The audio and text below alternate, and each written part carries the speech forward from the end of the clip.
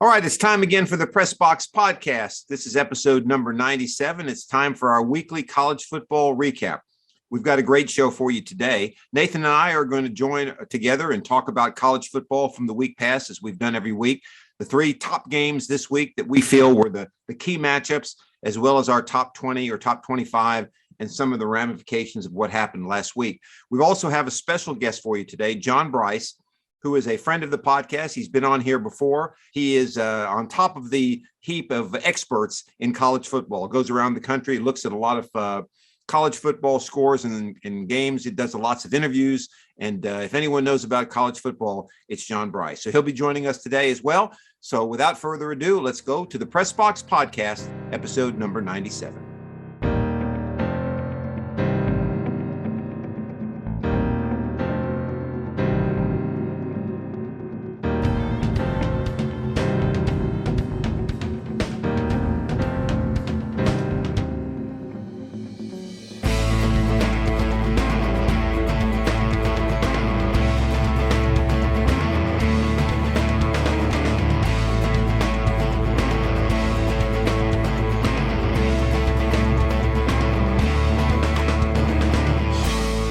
Okay, welcome back to the Press Box Podcast. This is episode number 97, if you're counting at home, and it's time again for our weekly college football recap.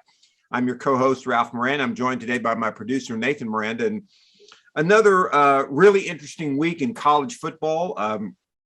One of the beauties of talking about college football week to week is, there are so many surprises, and as I've said many times on this podcast, it takes about 5 or 6 weeks before you start to see the shakeup and the dust settle, and you start to figure out who the really good teams are in college football and who are the ones that are going to be contending for the playoff spot. So, Nathan, as I do each week, let's start by going over the new AP Top 25. Not any change at all in the top two. Alabama is firmly entrenched in number one with 53 first-place votes. The other 9 first-place votes went to number 2, Georgia. Iowa has moved up to number 3. Penn State is number 4. Cincinnati, by virtue of their big win over Notre Dame at Notre Dame, is up to number 5. Oklahoma is 6. Ohio State is 7. Oregon, upset by Stanford over the weekend in overtime, is now number 8. Michigan, at undefeated at 5-0, is number 9. Brigham Young is 10. Michigan State is 11. Oklahoma State is 12. Arkansas has dropped all the way to 13. Notre Dame dropped from 9 to 14. Coastal Carolina is 15, and then Kentucky, with their big win over Florida, jumped all the way from outside the top 25 into number 16. Ole Miss fell about 5 spots to number 17 after their loss to Alabama.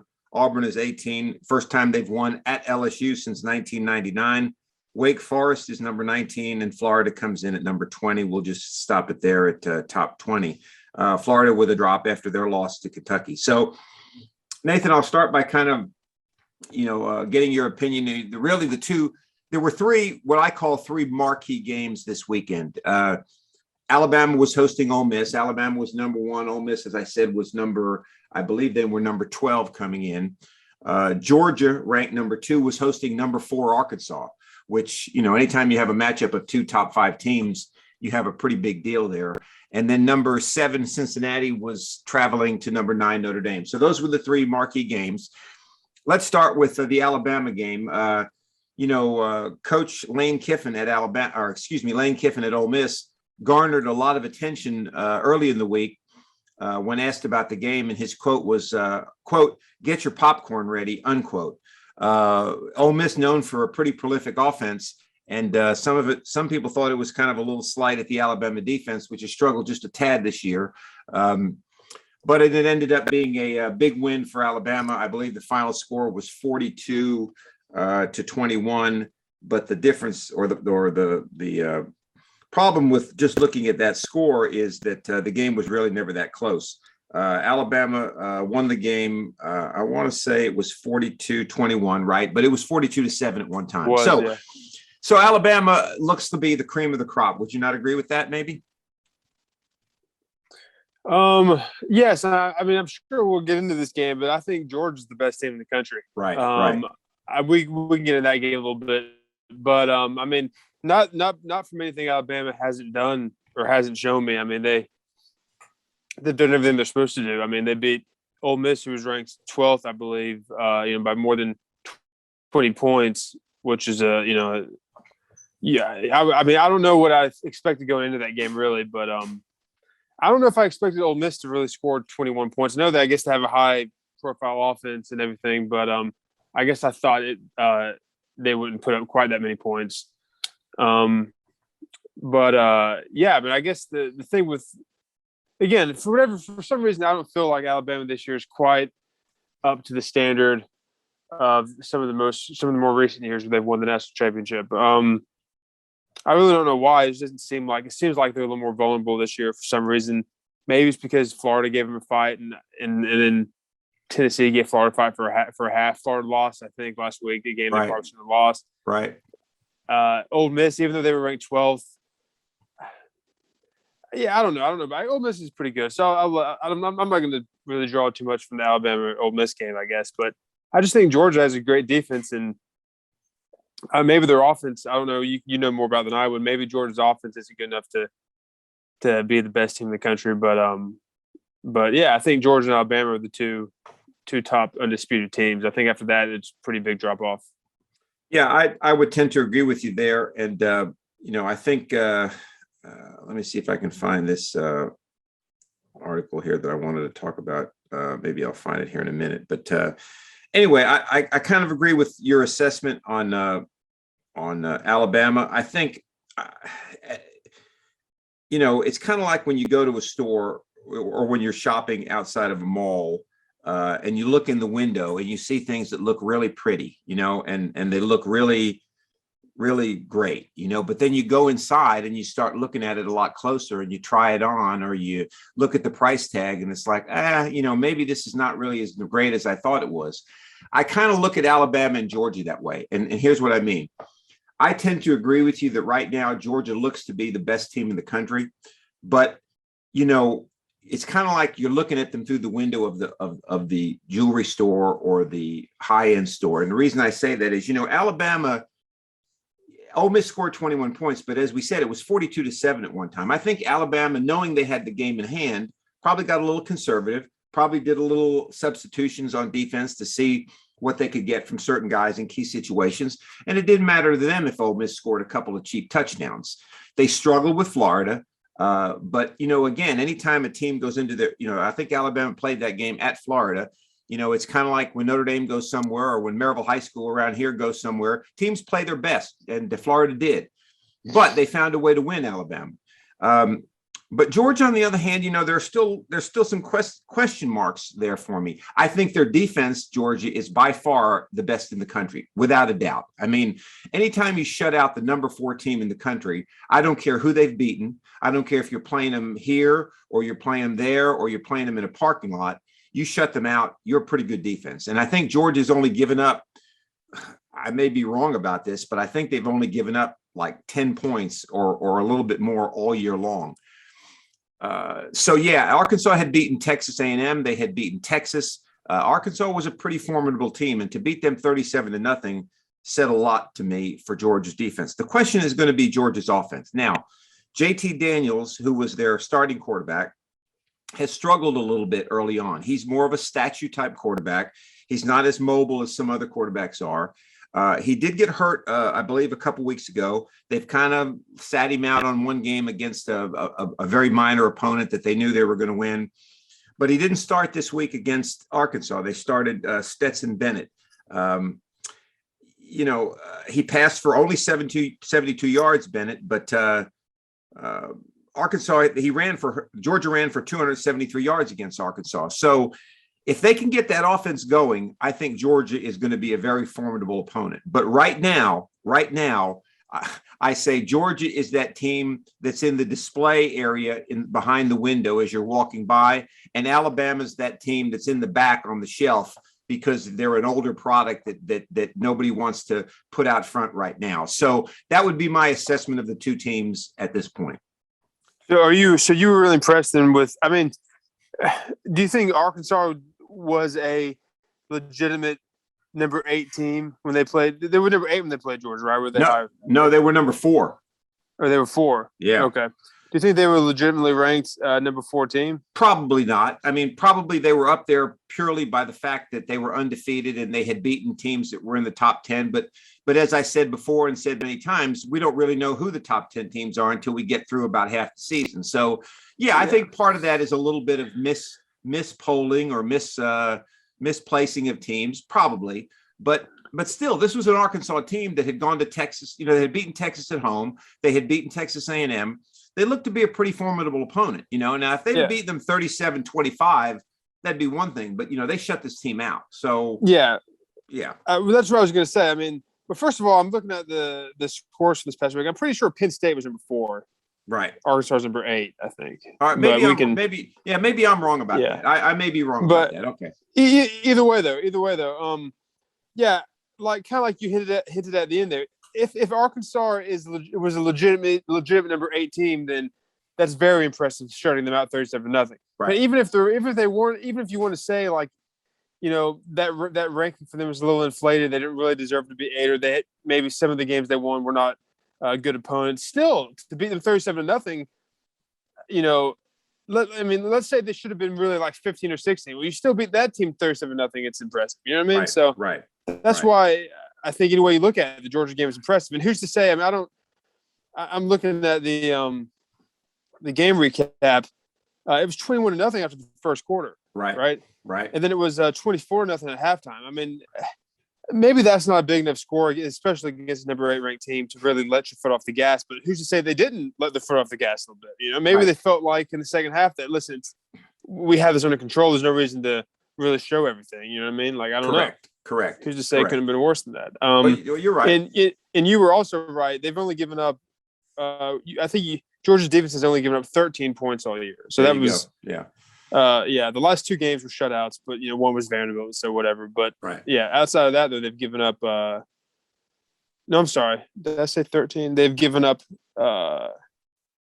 23. I'm sorry. Okay, 23 points. 23 points. Yeah, that's still pretty. South Carolina game. Pretty good for 5 games. Yeah. But Yeah, well, I think we're going to find. I mean, I say we're going to find out. I think we already know about Georgia, but I think they play Auburn next, and then of course they'll have to play Florida late in the season, and that's going to be a tough game for them, only because Florida is really playing for nothing. I mean, Florida now has 2 losses. They've lost to Alabama and they've lost to Kentucky, 2 SEC losses. So Florida is out of any national championship hopes. So they could play the role of spoiler in a game that's got a lot of emotion and has been played every year. It used to be called the greatest cocktail party in the South. I think Georgia's going to have to be careful with that game. They're going to have to play, as I said, they got to play Auburn. The rest of their schedule, you could probably look it up. I don't think it's going to be that difficult. They have Auburn next week, which you already said. Then they play. They're home against Kentucky. Do you think that's something they have to watch out for? That was just a fluke, Kentucky. No, I don't think it is. Yeah. Okay, and then they go to Florida. Then they host Missouri, which Tennessee killed Missouri. Right.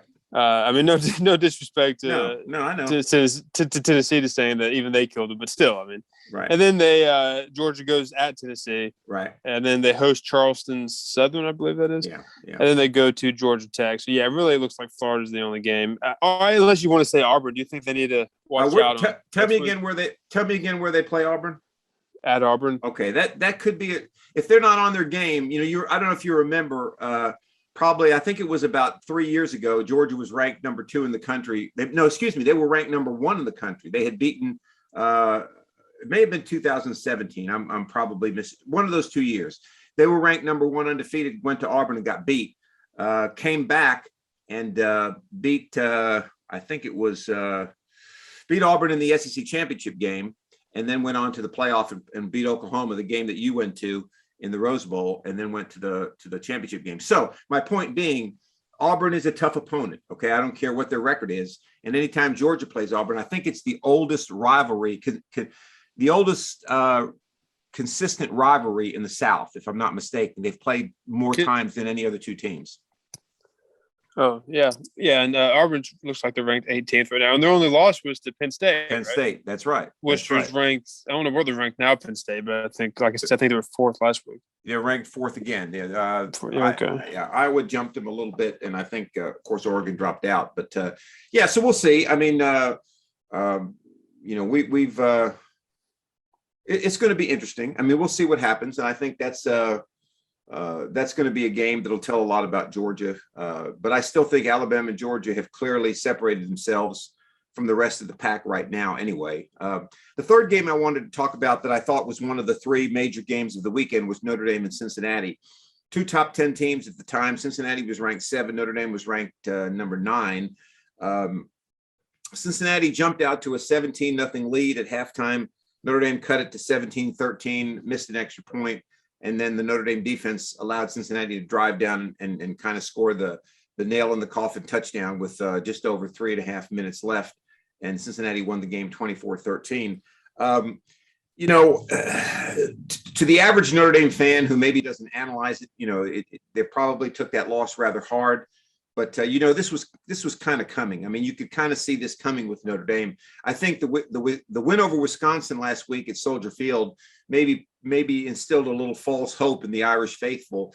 But that game was won purely on defense and a kick return. Notre Dame was behind 13-10. Most people don't realize in the Wisconsin game in the fourth quarter, returned to kick for a touchdown, had 2 pick sixes. And then had another touchdown offensively. But that game did not do anything to alleviate the problems Notre Dame has on offense. They cannot run the football. They have talented but new wide receivers, younger wide receivers that are dropping balls in key situations. And they have an offensive line that is so porous that I kind of put them in the same class. The analogy I use, I guess, to define the Notre Dame offensive line is they're turnstiles that you'd see at a train station, but they're buried in cement feet. I mean, not only can they not move, but they let guys just blow right past them. I mean, I was watching the Cincinnati game, and towards the end of the game there on the last drive, they were just teeing off. I mean, they were bull rushing, and it's almost like I could have rushed the quarterback and gotten through to him. So unless Notre Dame fixes that and probably changes quarterbacks to redshirt freshman Drew Pine, they're going to have problems, and I don't see it getting a whole lot better. They may win a lot more games, but I don't see them getting to the point where all these games are not going to go down to the wire. What was the deal? I'm looking at the box score. I didn't watch this game. What was the deal with they had Pine had 22 passing attempts. Cone had 22. Right. And then Buckner had 2. I don't know who. He's a running back, maybe. He's a freshman quarterback. True. He's the freshman. Yeah. So what was the deal with that? Was one of the quarterbacks injured still, or did they just decide to split time at quarterback? Yeah, I think it was more just they were trying to create some sort of spark. I mean, another thing that really caused that was Jack Cohn, the starting quarterback, who's a graduate senior, so this is his last year regardless, drove Notre Dame down on the opening possession, 11 plays, 69 yards down to the Cincinnati 5, and he threw an interception, threw it across his body going from right to left, and it was picked off. I mean, you're a graduated senior, you should not make those kind of mistakes. That drive, if Notre Dame had put the ball in the end zone, you take a 7-0 lead and Cincinnati starts to think, hey, wait a minute, maybe we can't play with these guys, Now, people may laugh at that comment, but there is some psychology in that in college football or in any level of football. And then they put Buckner in, and he ends up throwing an interception. He got hit. In all fairness to him, they were on him, but he should not have released the ball, and it was picked off. So 2 of Cincinnati's touchdowns, their first 2 touchdowns came off turnovers. And then Notre Dame fumbles a kickoff return and leads to another touchdown that puts Cincinnati up 17-0. But to answer your question, it was purely ineffectiveness of the other 2 quarterbacks. Yeah, I mean, and I'm thinking, look, Cincinnati, this was a nice win for them, obviously. I mean, anytime you beat Notre Dame, especially a Notre Dame team that's ranked number 9. But like we've been talking about, like I said, the Wisconsin game, look, if this game was last week, right, Notre Dame hadn't played Wisconsin yet, like I think everybody's a lot less surprised at this. You know what I mean? Right, exactly. But after the Wisconsin's performance, and like you said, especially if you just check this, before this game, if you just look and say, oh, did Notre Dame beat Wisconsin? You look at the score, you think, wow, Notre Dame's pretty good. And then they lose to Cincinnati.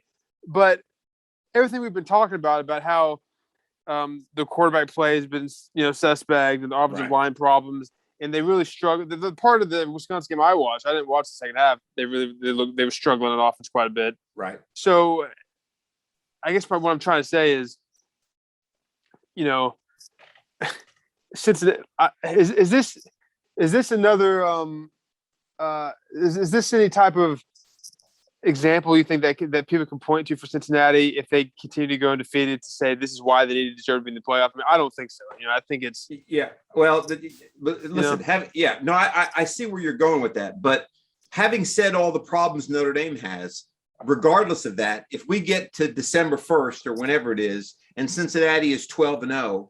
Now, granted, they don't play anybody for the rest of the season. I mean, no names at all. Now, that doesn't mean they can't lose a game, okay? But if they go undefeated, right now they're ranked number 5, okay? And who's ahead of them? Alabama, Georgia, Iowa, and Penn State. Iowa has to play Penn State. One of those teams is going to lose, okay?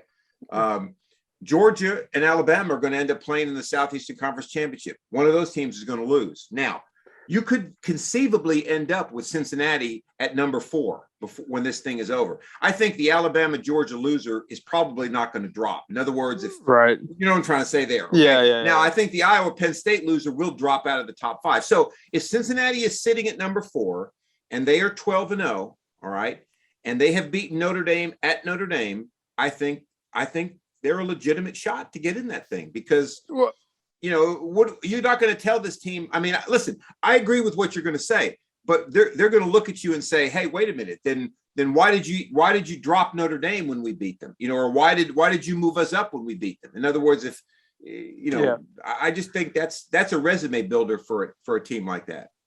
Right. No, I mean, if they go defeated, they have ground to stand on to say what to make their case. I'm not saying they don't. I guess I'm just saying, like, Oklahoma's undefeated right now too. They're number 6. Do you see a scenario where they, because let me pull up Oklahoma's schedule. Because Oklahoma, they don't really play by that big either, really. But they play Oklahoma State, who's ranked 12 right now. They play Texas, right? But I don't know if they're going to. They probably won't have them jump Cincinnati. But yeah, I mean, or Ohio State. If Ohio State has a 1-loss team, is that you put them above an undefeated Cincinnati? I'm just saying how strong of a case could be made for Cincinnati just looking at this game at the end of the year. I don't know. I mean, well, I think that's what if you're comparing to one of these like 1-loss Ohio State or an undefeated Oklahoma, that type of stuff. Well, I think you start getting into if Cincinnati's undefeated and they've beaten Notre Dame at Notre Dame, Ohio State's got 1 loss. Who'd they lose to? Oregon. Well, that would have been a better loss if Oregon would have stayed at number 3, and then Oregon loses to Stanford. Okay. So in other words, when all the things shake out, you have to look at these 1-loss teams and say, what kind of 1-loss team are they? Now, I think at the end of the season, if everything plays out like I think it will, I think Georgia and Alabama are in, period. All right. Yeah. And then you got to start looking at the other 2 teams. Who are they going to be? Well, could be Iowa or Penn State, right? If both those teams go undefeated, I think Penn State has to play Ohio State. Iowa does not play Ohio State this year. So if Penn State goes undefeated, if they beat Auburn at home, they beat Iowa, and they beat Ohio State, and they're undefeated, they're in. So now you got a 4th team. Who do you give it to? And now that's the questions come up, what you said. Is an undefeated Oklahoma team that struggled over Tulane and West Virginia, are they better than a Cincinnati team that has beaten pretty much nobody except Notre Dame? That's where that's where you're going to have a big question. But I know, and then even look at the 1 loss. Let's say Penn State loses to Ohio State, and they finish with 1 loss. Right. Ohio State wins out. They would have beaten then Penn State and Michigan if Michigan's still higher. And Michigan State's 11th right now. They would have beaten them. That's right. You have a 1-loss Ohio State team. You have a Penn State team with 1 loss who lost to the Ohio State who was going to have 1 loss. I mean, I feel like there's all these strong teams that have all played each other that, like, it's almost a better case to put them over Cincinnati in my mind. And I don't know, but Cincinnati had to beat Notre Dame, obviously. Right. They did that. So kudos to them. And they're gonna probably go undefeated. They're gonna have all the reasons in the world to say why they need to be in there. It's just I don't know if they won't have one of these 1-loss teams jump them. That's all I'm saying. Well, and I think a lot of Cincinnati's claim will depend on Notre Dame too. I mean, if Notre Dame wins out, that's true. If Notre Dame wins out and goes 11-1 and beats Southern Cal, beats Stanford, who beat Oregon, beats Virginia Tech, beats North Carolina. I mean, if they do this, then since Notre Dame will probably be back near number 10, and that makes Cincinnati look a whole lot better, doesn't it? That's an excellent point. I'm looking at this like Notre Dame's not going to lose again, but again, take the Wisconsin game out of your mind as far as the final score. Right. I mean, Notre Dame could lose to USC, right? I mean, it's at home though, so sure they could. I mean, yeah. Notre Dame could lose the game, and then that makes Cincinnati look even weaker. If Cincinnati would have beaten if they would have beaten Penn State last week, or Iowa, or obviously like Georgia or Alabama, then it's like, okay, if they go to feed, they're in no matter what almost in my mind. You see what I'm saying? Well, you're right. And I think I'll kind of close our discussion because we're getting close to welcoming John Brice on. But I think I'll close our discussion by saying that if you're a Cincinnati fan or player, you better become Notre Dame's biggest fan right now. Because if Notre Dame loses one more, or especially if they lose two more, that win at Notre Dame loses a lot of its luster, and your chances to get in the playoff dwindle significantly. So that's going to kind of recap it for Nathan and I for this week. We will be back next week, the two of us, to go over more of this in depth. But coming up soon, we want to welcome John Brice. We'll have him in just a minute. We want to remind you once again to go to our Twitter site at PressBoxPod, our Instagram page at PressBoxPod, and then, of course, our YouTube channel, the PressBox Podcast, for more and more great content. So without further ado, let's bring on our guest for today, and that'll be Mr. John Brice. Okay, we have a special guest now on the PressBox Podcast, John Brice. John has been on the PressBox Podcast before. I remember John from a long time ago. I worked with his dad many, many years ago. I remember him when he was just a young boy, probably like 13 or 14. Then he became a sports writer, worked for our daily newspaper here in Maryville, and now he's moved on to bigger and better things. John is a national college football sports writer with footballscoop.com. And John, thank you for joining us and carving time out of your schedule to do so. Yeah, I appreciate the invitation. You were one of the first guys that had me do some multimedia stuff on TV and different things with you. So I've long appreciated your friendship to my father and your friendship to me as well. Well, we appreciate you in the same capacity and in many ways. John, let's get right to it. I know you don't have a lot of time, so I want to hit some really key topics. College football is starting to crank up, and I've always said that, really they shouldn't really be ranking teams until about right now, till about week 5 or 6, because I know why they do it, because it's always nice on TV to say we've got number 2 against number 5 or whatever, but we don't really know who these teams are just yet, and I think we're starting to see that a little bit. I think the 2 best teams in college football right now are Alabama and Georgia by a long margin. I think number 3 and 4, whoever they are far behind. What are your thoughts about that? Yeah, I completely agree. I think there's probably a little bit more parity beyond the top 2 than what we've seen in recent years. I think it's really been almost a foregone conclusion who the top 4 to 5 teams are, maybe even the top 6. And I don't think it's that way this year. I definitely think that through the almost first half of the season, we have seen Alabama and Georgia completely separate themselves. Especially Georgia's defense, I think, is the best unit in the land, the most physical in the land. But beyond that, look, Clemson has really significant deep issues on the offensive side of the ball. Right. Their defense is being asked to carry too much of the load. Ohio State, I think, is the 3rd most talented team in college football behind Alabama and Georgia. But they've got some young players stepping into new roles, and they've obviously, with the linebacker quitting mid-game last weekend, 10 days ago, they've got some issues to work out there. So you're exactly right. I think it's Alabama and Georgia and everybody else, but I think the fact that it's 2 teams and everybody else is truly good news for college football. Yes, I would agree with that. And I also think that, when we can dig into Georgia and Alabama some more later on, if you come on again later this season. But, I kind of use the analogy that, when you go shopping and you pass by a nice fancy store and you look in the display window, it really catches your eye, and you want to come in and look further. But then you get in there and maybe there's a little bit, it doesn't fit right, doesn't look right. And then you go to the old thing on the counter that you always used to get. And I think Georgia and Alabama are the same way. I mean, I think if you look at these 2 teams right now, my first thought would be, hey, Georgia's the best team in the country. They shut out 2 opponents. They shut out Arkansas that was ranked in the top 10. They held Clemson to a field goal. But, Alabama just keeps rolling along. I mean, they beat Florida in the Swamp. Yeah, it was close, but they found ways to win. They beat Ole Miss, even though Lane Kiffin said, get your popcorn ready. that game was out of hand. The final score is no indication of Alabama's domination. So I think Alabama's I think maybe they're still the best team, but I know it really doesn't matter right now. I think both of them are obviously excellent football teams. Yeah, I think that there's no question that they're the two best teams. And again, I think they have different strengths. And Alabama gets the edge because Alabama has been there and done it. And I know every season stands anew, but I also, and we both know this firsthand from what we saw Maryville do for all those years, there's a true element to believing that you're going to win. Right. And Alabama truly believes it's going to win every game. Right. Georgia is getting to that point, but Alabama is at that point. I think that's a big difference. Okay, let's talk a little bit about the other game what I call, there was, in my opinion, there were three big games last week: Alabama, Ole Miss, Georgia, Arkansas, and Cincinnati, Notre Dame. And let's talk about Cincinnati, Notre Dame for a minute.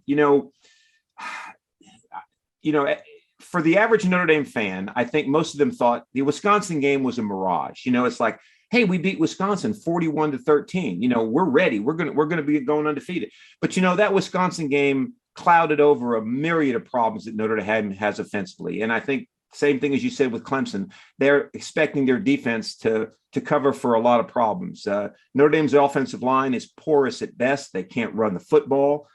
They have a quarterback starting who's kind of a statue type quarterback. He's not very mobile, and they're struggling. But Cincinnati's a good football team. I just didn't see them as an overpowering team. I think if this was Notre Dame's team last year, I think they would have won that football game. But now Cincinnati has a win at Notre Dame on their resume, and they could become the first non-Power 5 team to make the playoff. Yeah, and Cincinnati's been building to this. They were able to retain a lot of key players despite losing Marcus Freeman to Notre Dame as the Irish defensive coordinator, a guy who 100% is a future head coach. I know you're a former linebacker yourself and at Notre Dame. This guy is brilliant, Ralph. Yes. I really love what Freeman is doing defensively. But Luke Fickell is a great coach. Luke Fickell is going to be a candidate at a number of Power 5 schools at the end of this cycle. And Luke Fickell is a huge reason Cincinnati is getting ready to be a Power 5 team in and of itself. Right. But I do like the Bearcats' schedule to run the table. Right. And if they run the table with a win at Notre Dame, I can't see Cincinnati, especially in this year, not getting into the playoffs. Would you agree with my assessment that Cincinnati, though, needs to become Notre Dame's biggest fan? Because I think if Notre Dame runs the table, doesn't make that win at Notre Dame look even better? Oh, absolutely. I mean, look, the same way that after Notre Dame beat Wisconsin and going into this past weekend, Notre Dame needed Wisconsin to beat Michigan to make that win look even better for Notre Dame. And it's still Notre Dame needs Cincinnati also to win out. Right. Because, again, what we just talked about, there's so much fluidity to this college football season. There's going to be a bunch of teams sitting out there with one loss trying to get that fourth playoff spot. And either Alabama or Georgia is going to have at least one loss because those two teams are on track to meet each other in the SEC championship game. Right. But you feel like those two teams are going to lock up two spots, barring a bunch of chaos. Right. And then there's going to be two other spots. I like Cincinnati for one of those spots. And then you've got a bunch of teams, whether it's if Oregon can go ahead and win back out, I think they would probably get the nod for the Pac-12. Oklahoma's not lost yet, but I just don't think Oklahoma passes the eye test, and I don't see Oklahoma going undefeated. Right. And I think Penn State, you got to look at them. I mean, they're undefeated. If they beat Iowa this week, I think they play them this week, but if they beat Iowa, the number 3 team, and they beat Ohio State, I think they're in it. An undefeated team, they're in. Yeah, absolutely. And I'm certainly not discounting those teams. I'm just trying.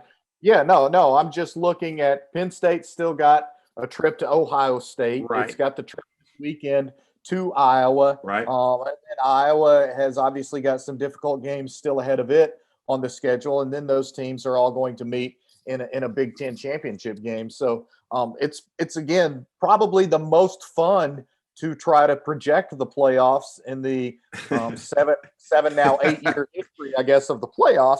Because there's true chaos beyond the top 2 spots. There's really there's probably 6 to 8 teams right now that legitimately have a shot to be those number 3 or 4 teams in the playoffs. John, it really warms my heart that you're living in South Bend now, because I can kind of text you from time to time and ask you. No, I'm just kidding. I wouldn't bother you with all those texts. No, I love it. No, assess for me what's wrong with Notre Dame. I think I know the answer, but tell me what you think is wrong and what they need to do to fix it. And I do hear a lot that this was really going to be an off year anyway. You know, they had that great run 18, 19, 20 with Ian Book and those guys. And now they're in a little bit of a down year. And then I hear that 22, 23 could be one of the better Notre Dame runs we've seen. So assess the Notre Dame situation for me, if you don't mind. I think there are a few things at play here. And you make great points with the loss of Ian Book and I guess 4 starters off the offensive line last year. All of those guys now with NFL teams. Right. But I also think that it's been some recruiting busts that have come to the surface here this season for Notre Dame, because Notre Dame at the skill positions, especially running back, tight end, and then at safety, Kyle Hamilton is the best safety in America right now, the best defensive back in America. He's the best I've personally seen since Eric Berry. And wow. I think I just got through telling somebody at lunch that he's a transcendent player. He is truly that good that he changes the game. And so, this is in some ways a bit of a retooling year for Notre Dame. I won't dare say rebuilding, right. But also I think that you hit the nail on the head earlier about how porous and pitiful the offensive line is. And there are a lot of ways that I think that that's pretty hard to defend from a Notre Dame standpoint, pretty hard to excuse away. Now, right. Look, Notre Dame lost 5-star freshman Blake Fisher at halftime of the Florida State game. That guy's a 3-year player. I'm telling you right now, he's going to be 3 and done here in South Bend. He's got Orlando Pace type of upside to him. He's really, really, really gifted. Moves just ridiculous for a guy that size, 6'5", 6'6", 335, to move and do the things that he does that Ralph, you and I have never done. Never. No, that's right. No, but the offensive line to me is just ultimately where it's all at. And then look, they've had 3 really disastrous injuries at linebacker. Right. And I said going into the season, the offensive line for Notre Dame and the second and third levels of the Notre Dame defense, particularly from a speed standpoint, right, were my biggest concerns. And it's sort of borne out that way because Notre Dame, aside from Kyle Hamilton, either isn't fast enough or proven enough at the second and third levels right now to match up with teams that have elite athleticism. Right. Yeah. So do you think given that situation, my assessment would be you've got Jack Cohn, who's a graduate senior. This is his last year. And now you got Drew Pine, who gives me a lot of inkling that he's a lot like Ian Book. You know, I mean, Ian Book came in as a redshirt sophomore, took over for Wimbush. Here you got a guy that's a redshirt. I guess he's a redshirt freshman.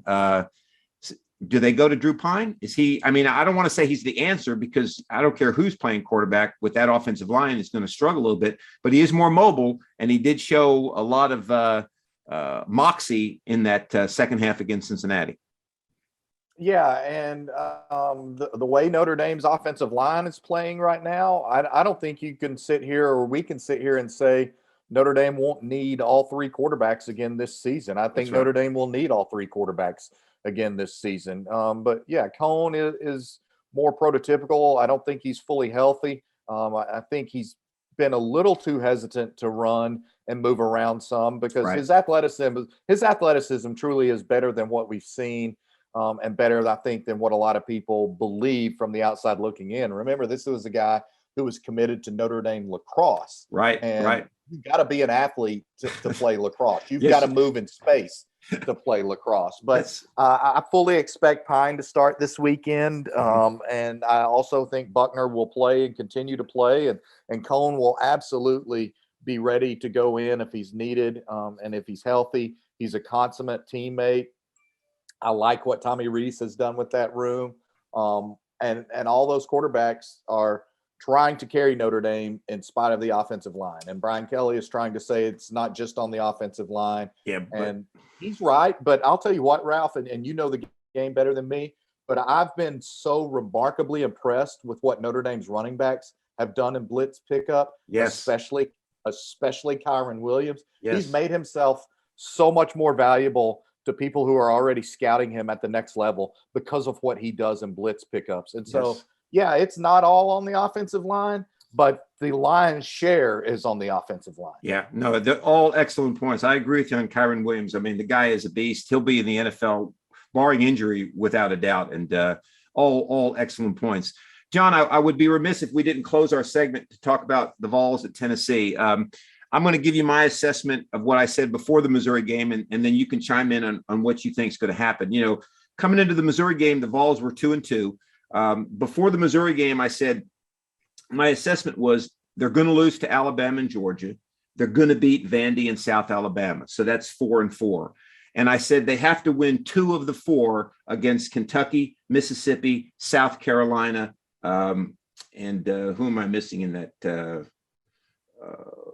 we say Missouri? Vanderbilt? Missouri. That's right. Kentucky, Missouri, right. South Carolina, Mississippi. They had to win 2 of those 4 to be bowl eligible. So now we're sitting at 3-2. They've already knocked off Missouri. So give me your assessment of the Vols, and I mean, hey, could they even possibly be 7-5 this year? You know, I think, again, we're seeing a really wide open SEC aside from the top 2. We're seeing an LSU team that's very, very mortal and ripe with issues. Orgeron is on extremely shaky ground, and the ground is never too sturdy in the swamp anyway. They're on the bayou. So that's right. An issue.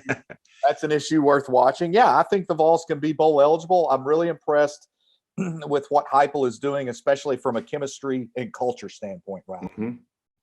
Yeah, you have to build that first. I mean, there's no question about that. And I think, you know, most Tennessee fans, I think they know this in their heart, but they forget, you know, this is a team that is really does not have a lot of athletes, you know, does not have enough athletes to compete in the best conference in college football. And I think if they go 6-6 this year, even 7-5 would be tremendous. And you give this guy a chance to build this team, you know, I think they can get back into the upper echelon of the SEC. I think the key, Ralph, and I completely agree with what they can do this year. And again, I said this last week, maybe on Nashville radio. Mm-hmm. I love the buy-in. I love that we see guys who appear to actually be having fun out on the field. I think they can get bowl eligible. I fully expect them to win this week against South Carolina. I think there are other games on their schedule that they can steal to get to 6 wins and be a bowl eligible team. Recruiting will dictate the chart and the course of this program under Josh Heupel. I think especially on the defensive side of the ball, Right. Because I think offensively, what Heupel and Alex Golish and Joy Halsey do schematically is really good enough to help Tennessee in a lot of games. But they've got to recruit better on both sides, but especially on the defensive side of the ball. Right. Well, John, we appreciate your time. We appreciate you carving out time out of your busy schedule. Really do. And glad to hear you're having success. Glad to hear you and your wife are enjoying South Bend, and wish you nothing but the best in the future, and hope that we can have you on again later in the season. Yeah, Ralph, I got a lot of flaws, but I try to stay loyal, and I will forever be loyal to you and the Miranda family. So anytime I can visit, I'll be happy to do so. Well, John, thank you so much. And I really appreciate that. And John Brice, let me say, John is an excellent person. As I said, I've known him since he was a little boy, and his father is just an excellent human being. And I learned more about Tennessee football from John's dad than I ever knew before in my life. So we have a special place in our heart for the Brice family. And John, thanks again. Wish you the very best, and hope everything goes well this year. Thanks a lot, Ralph, and go Maryville Rebels always. Always go Maryville. That's right. That's right.